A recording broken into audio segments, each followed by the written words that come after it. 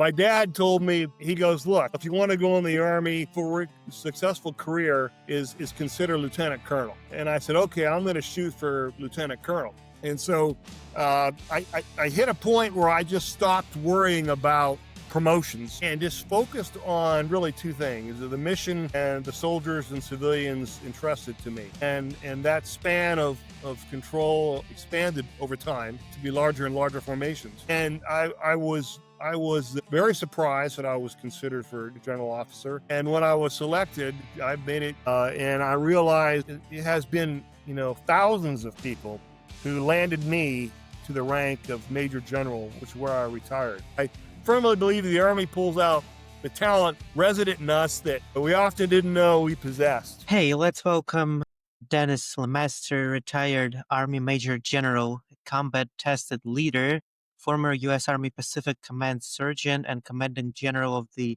Army Medical Center of Excellence. Glad to talk to you today. Thanks, Danny. I'm glad to be able to join you today as well. And thanks for having this event. Absolutely. Well, I briefly covered your background, but I'll let you expand a little bit more on your story as much as you want to share. Sure. I retired 2 years ago, just a few days short of 36 years on active duty. And I was the kid in your neighborhood who was always playing Army, that kid. And I really had an interest in the Army when I learned that my father and my grandfather had also served in the Army. And behind me, you can see some of my father's artifacts when he was an armor officer in Germany in the early 60s. Those are two of my favorite soldiers. And I've always had an interest in the Army. I tried to convince myself that I didn't. And then I had a guy say, hey, look, man, you talk about the Army a lot. Why don't you go into the Army? So I did. And I never looked back. And I enjoyed being on the Army team. It is, as far as I'm concerned, the quintessential team of teams. So many different things going on, so many different opportunities for so many different people. And it's an organization which has a very strong reputation of being able to fight and win our nation's wars. I went into the Medical Service Corps, and it's kind of a weird twist in that I didn't even know Medical Service Corps was a branch in the Army. It's part of Army medicine. I wanted infantry or armor, but they branched me Medical Service Corps, and I was devastated. Quite frankly, I didn't know what it was. I didn't see myself as being a good fit.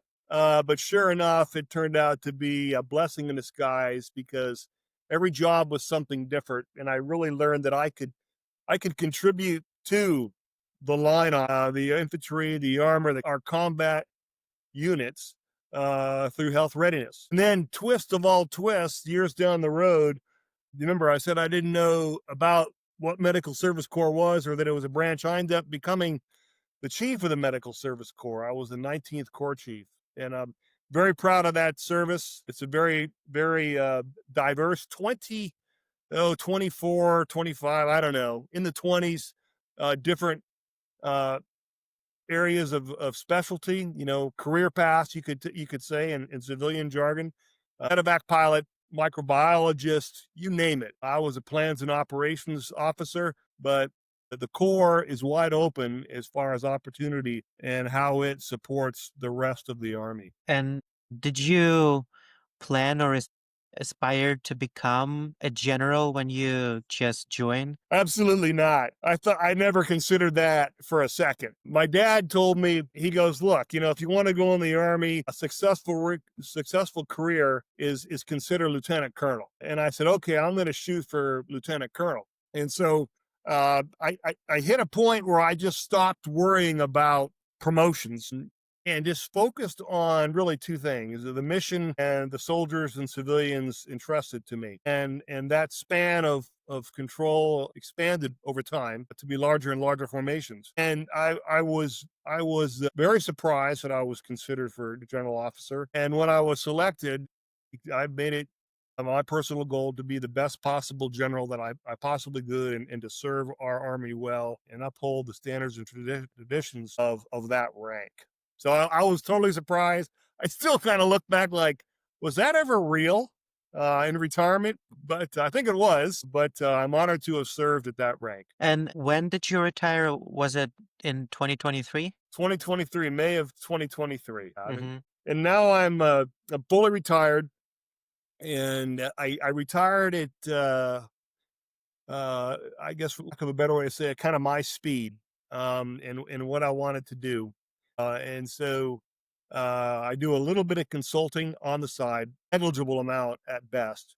But I spent a lot of time trying to be a good long distance father, a good husband, a good dog walker, a good son to my parents. Really spend a lot of time reading, and spend a lot of time outside. In retirement, I spend doing the things that I wanted to do, but really didn't have the time to do when I was on active duty. So I read a lot of books. I spent a lot of my time overseas and bouncing around the United States. So I really wasn't here at home for my family, to be with my family. And now I'm trying to catch up for some lost time. Yeah, and transition is seems to be different for everyone, but it's definitely a challenging period, especially if you served for so long.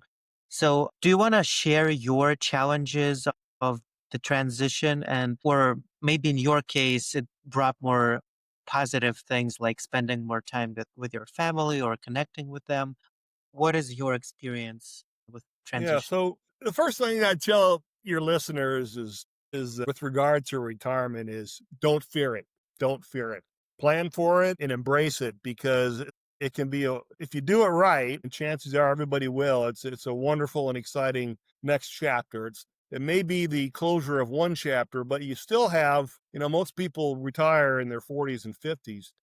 Um, you still have 20, 25 years left in you, and a lot of that's good, solid, productive years. So I never went through a a crisis of not having a uniform to put on, or not being in charge of anything. The biggest crisis we had was what to do with all this property that we now had accumulated, and how do we fit it into this small house that we retired into. But we solved that.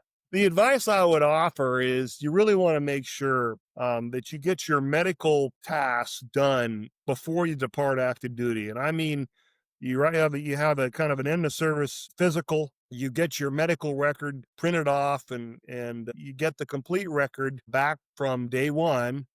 And then you working through a veterans benefit organization or veterans benefit advisor. You get all your veterans paperwork taken care of and submitted before you depart active duty. That's important. And then I'd also tell you, the second thing is to make sure all your paperwork, you should have a binder of all your orders, everything. We call them I Love Me books. But going back to when you first came on active duty, because for example, in my case, there was an error that the Army said I had as to when I came on active duty. They said I came on one date on active duty, but I had documentation really showing that I came on active duty a few days earlier.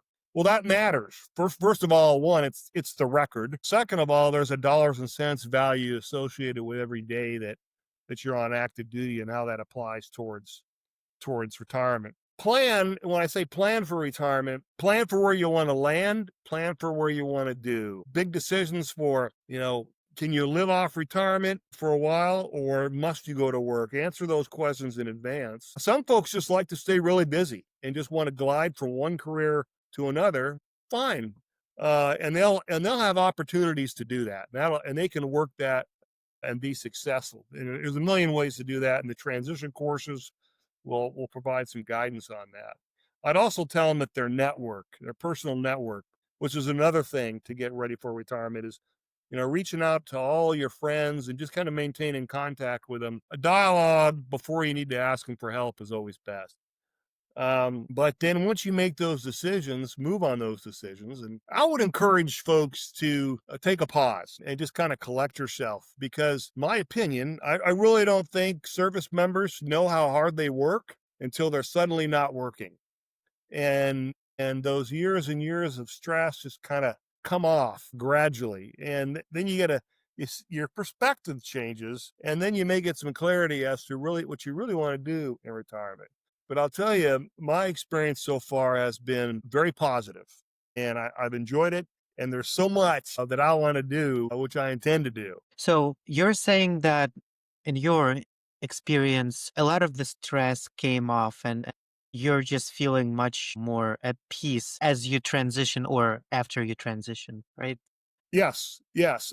I well, my spouse tells me that I seem much more relaxed and just more easygoing. And I tell you, I feel like it. You know, you go from a calendar where at the flag level you're jam packed full of meetings and engagements, and then really you're working well into the evening. And I always worked part of the weekend since I came in the army.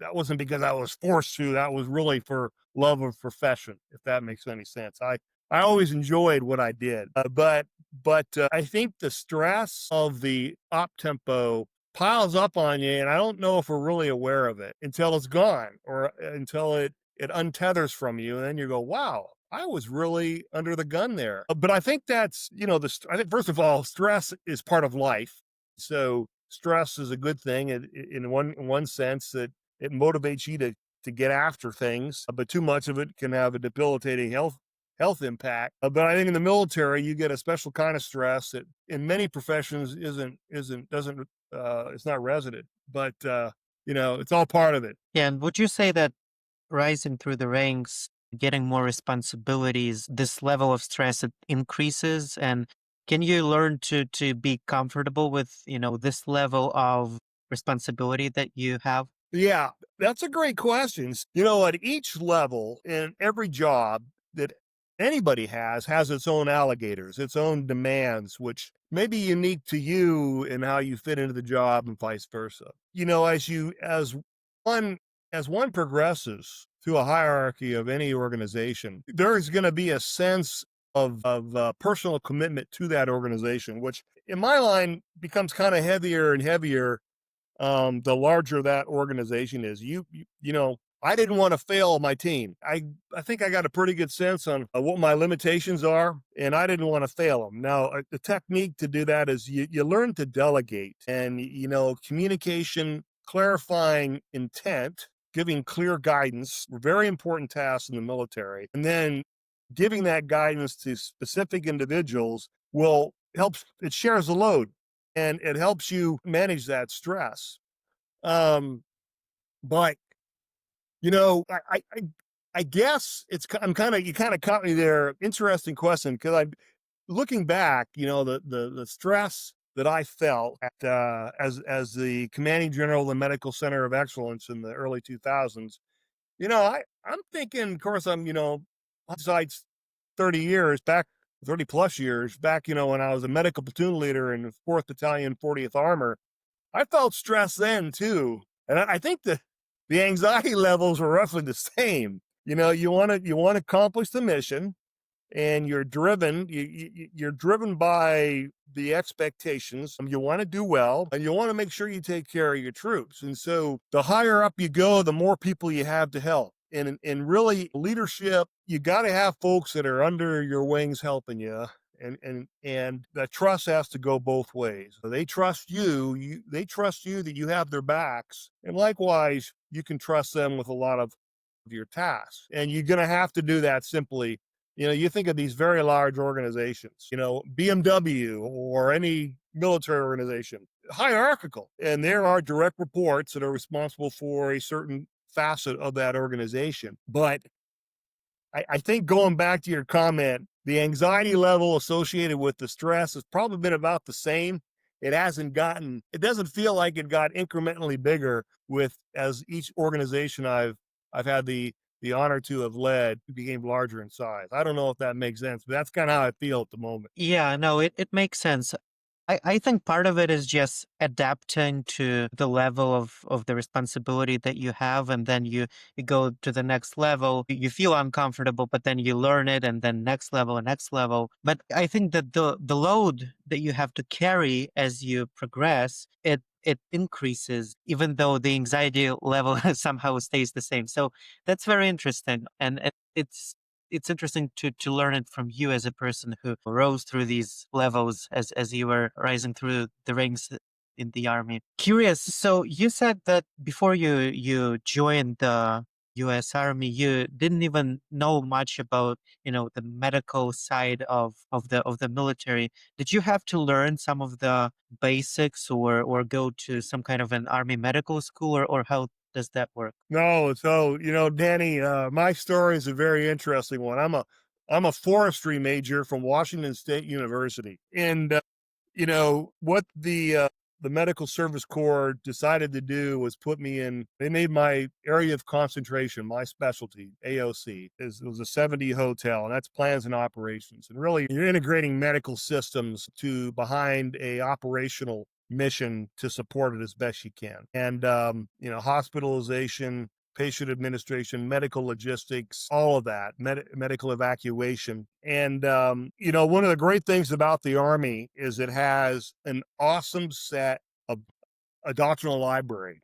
It tells you how to do just about, most of your tasks, especially at the lower levels, about what to do and how what the Army's doctrine is. And then it's up for you to extrapolate that written knowledge into action. So what I found myself having to do was really dive into the medical doctrine and how medical support is arrayed on the battlefield. And because I had a sense for the infantry piece, because our ROTC program at Washington State University really had a strong inventory of all the basic company grade infantry field manuals. And of course, we all wanted infantry, and we all soaked that knowledge up and read a lot, which in a way, I guess, is foundational, that everybody should know that, and how maneuver units are, especially as you get senior. But then it's OJT. Then you learn, and you gotta, it takes a proactive, aggressive person to go out there. First, recognize, hey, I don't know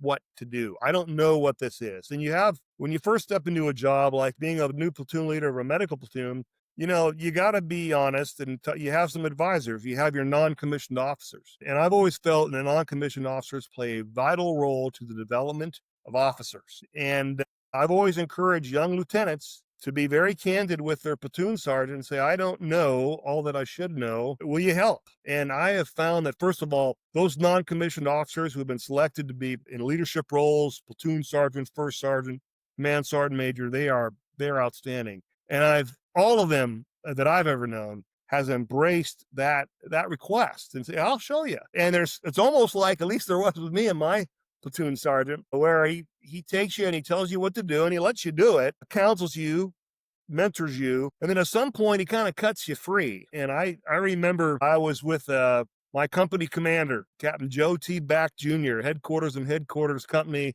of what was then became 2nd Battalion 35th Armor, and we were talking about my next job, and he had my platoon sergeant in there with me in his office, and he was Sergeant First Class Doug Helms. I kind of sat there, and Captain Back said, sit down, Dennis. And then and sit down, Sergeant Helms. And he said, the commander didn't even look at me. He goes, Sergeant Helms is Lieutenant LeMaster ready for his next assignment. And Sergeant Helms says, sir, I've taught him all I can teach him. Wow. To me, that was a huge vote of confidence, to have my platoon sergeant say that to me and recommend that, it's time for you to go onward and upward. But I was also impressed with the fact that Captain Back, he didn't ask me if I thought I was ready. He was asking who he considered was the expert of the medical platoon. And that was the platoon sergeant who had been with that platoon for a number of years. So, and then, you learn by doing. The Army's got great programs as they ramp up to their combat training center rotations, whether it be at the National Training Center or the Joint Readiness Training Center, where you have all these local training exercises, whether at Pinyon Canyon or wherever, and you learn iteratively about how to do your job. And through the after-action review process, where you have external evaluators, I think they call them observer coach trainers nowadays, steer you along the way to success and to learn, to grow. So you come out learning. But if you're a wallflower, if you're hesitant, someone's either gonna boot you to be proactive and get out there and learn your craft, or you may be suboptimal in your role and that you're serving in at the time. Yeah, that's very very interesting to learn from you. Another part of the podcast that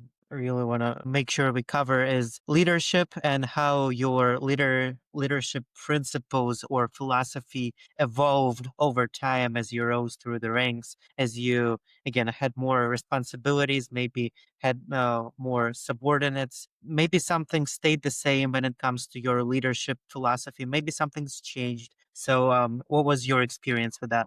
Well, when a young lieutenant is commissioned, as I was, for me, I was very immature. And for those young lieutenants watching this, know that you're very immature. And know that you're going to grow, and that leadership is a journey. It's a journey without a finish line. And the leader you are when you depart the service will be a different officer than the leader you are when you enter the service. I made a number of knuckleheaded mistakes that all lieutenants make. Thought I wasn't going to make them because I was too smart, too fast, whatever. Not true. I made the mistakes anyway. But what I encourage young officers to know is that the Army's a community, and it's a team sport. It first of all, it insists on winning, and it knows that everybody has to be fully optimized in that role to win. And the U.S. Army invests a lot in its leader development programs, a lot more than what I have seen in the few clients I've served in the corporate world. One, I tell you, is you're going to make mistakes. Two, as you mature, your worldview is going to change, and you're going to see things through different lenses. Usually young officers, it's all about me, my troops, my formation, and the heck with everybody else. Well, as you get older, you realize success is really defined by what the organization in which you serve does, and how you help out your units and your brothers and sisters on your left and right flanks. And then as you get more senior and you lead larger organizations, success is often defined as what happens outside of your formation, outside organizationally, via influence. And leadership, as you go older, tends to be more collaborative.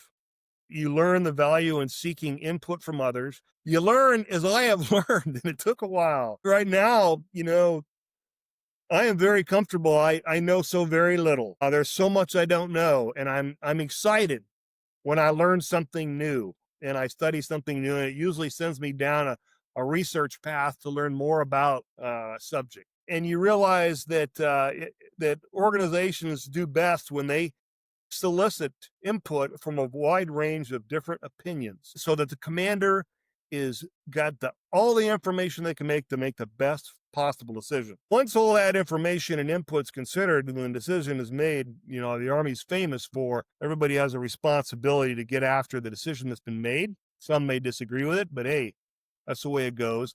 And then you get after the task. And then you realize leadership. I said in one of my promotion speeches, first of all, I hit a point at some point where in my promotions that I felt grateful and humbled. And I realized that it was never, I brought a little bit to the table, but it was others who got me promoted. It was people who carried me along when I made mistakes, who covered for me on my shortcomings, people who forgave me when perhaps I was overly critical or too harsh or condescending or snide, and they stayed with me and behind me. And I realized that it has been, thousands of people who landed me to the rank of Major General, which is where I retired. And I think of them, I reflect upon them daily. There's been so many, and that's one of the great things about the service is that it's such a people organization. The people are the best. I mean, they're so great. They're exciting. They're salty. When you're talking to someone who's been in the armed service, when you bump into them in a civilian capacity, when you're someone who's been in the armed services, and I definitely can tell when I'm bumping into an Army person. We have this old guy because we all have a certain look and how we carry ourselves. In my little neighborhood, there's this guy, and he walks around with a walker, but every time he sees me, we've never spoken, he pops me the perfect salute, and I salute him right back. And I know by that salute that guy served in our armed forces. And it just makes my heart fill full of pride that one vet can recognize another vet. And we're in a sea of a nation of veterans. But circling back to your question, I got I went off on a tangent there. I apologize. But, with age and with maturity, you get a certain amount of wisdom. I read somewhere you don't really grow into having wisdom until around age 36. And I think there's something to that, because really you have to accumulate a certain number of experiences from which you can draw conclusions and apply lessons for the future until you go through some hard knocks. And so, just young folks know that it's going to be okay. If the Army talks about character, competence, and commitment. If you have oak solid character, and that means you do the right thing, and you have established trust with your troops know that when you say something, you're going to stand by it. They're going to have your back. They are going to take care of you when you falter, when you make a mistake, you forgot something, or when you're in a meeting, you just rolled up and you got a meeting you got to run to, and you're in the field, you go to the battalion talk, and you step out of and there's someone handing you a plate of food that's been kept wrapped in aluminum foil when the chow line closed 2 hours ago. That kind of thing. It's a love. To me, it's a love, fraternal love, that is kind of forged by hardship, through challenge, and through success, achieving goals. The team. We've all seen the Super Bowl. Wow, the Super Bowl winning team wins at the end of that game, and you can see it and you can feel it. Same thing with the armed services. Beautiful. And before we end, do you have a final word or a message that you want to share? Maybe something that we haven't discussed, or maybe something that you want to re-emphasize on? I'd like to tell one story and end with 4 things. And the 4 things I'll just list off. How's that? Sounds good. Okay. So I shared that I really was a kid who always played Army in your neighborhood. And then I was very proud of my father's and grandfather's service. My grandfather served in 6th Cavalry Group in the Second World War. But something an experience that really kind of healed my relationship with the Army happened in 1968 at LAX airport in Los Angeles. As you recall, that was a busy year for the Vietnam War and for our nation. Any student of history will know that. And we were moving. My dad was getting out of the FBI and going into academia, and we were moving from Los Angeles to a small town in eastern Washington called Pullman. And we're going to fly up to Seattle and spend some time with my grandparents. As I boarded that plane, I'm walking down the aisle, and there on the right was a soldier. And he had the old khaki, short sleeve shirt, the khakis. And he had the braided light blue infantry cord. And he was seated, and on his right shoulder, he had the 101st Airborne patch on. And when I found out that my seat was right behind his, I was just ecstatic. A little boy. So I was 6. I was just ecstatic. Here I get to sit by a real live American soldier. And he also had a combat infantryman's badge on, which was noticeably, and these are images and these are adornments which I shall not forget. And I knew there was something going on in Vietnam. I knew it was big. And I knew we had soldiers there. And I guessed that he was coming back from Vietnam. And I felt proud to be able to sit by this man. He was a corporal, 2 stripes. I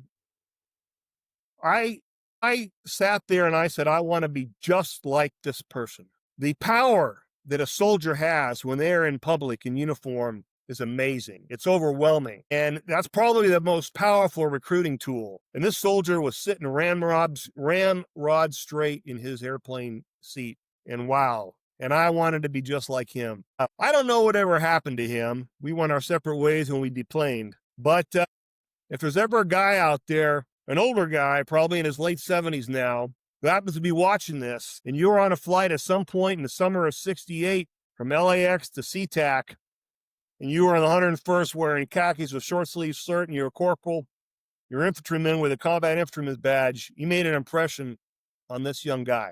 So thank you, sir. The second thing is I would tell just some final parting words, and I wrote them down, and I talked about them already.